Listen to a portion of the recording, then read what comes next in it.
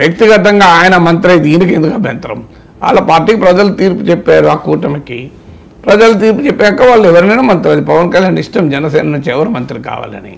జనసేన నుంచి ఎవరు కావాలి అనేది నాగబాబు సోదరునిగా కాదు, జనసేన అధ్యక్షుడిగా పవన్ కళ్యాణ్ ఇష్టం. అది అండ్ జనసేన పార్టీ జనరల్ సెక్రటరీగా ఉన్నారు సార్. అసలు లేకపోయినా చేయొచ్చు అంటారు. నేను జనరల్ సెక్రటరీ తర్వాత సార్, మీరు అన్నది నిజం. అది జనరల్ సెక్రటరీగా ఉన్నారు, పార్టీ వ్యవస్థాపకుల్లో ఒకరు, పార్టీ మూల స్తంభాల్లో ఒకరు.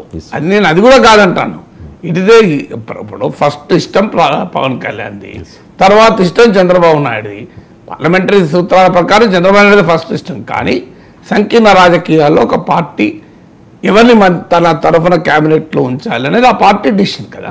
ఇప్పుడు అది పవన్ కళ్యాణ్ డిసిషను, మధ్యలో వేరే వాళ్ళకి అభ్యంతరాలు ఏమిటాయి? అయితే అభ్యంతరాలు చెప్పకూడదు నేనేం అంటలేను. రాజకీయాల్లో ఖచ్చితంగా అన్నిటి నాగేశ్వర్ లాంటి వాడికి ఏమి మన సిరియా మీద మాట్లాడతలేమా? బషర్ అల్ అసద్ అనడానికి నాగేశ్వర్కి ఏం సంబంధం అని అనడం, అబూ మహమ్మద్ అల్ జలాని, ఆ నాగేశ్వరరావు తెలుగులో మమ్మల్ని జిహాదీ ఎలిమెంట్స్ అంటున్నాడు అని అబూ మహమ్మద్ అల్ జలాని అభ్యంతరం చెప్పాడు అనుకోండి, నడవదు కదా.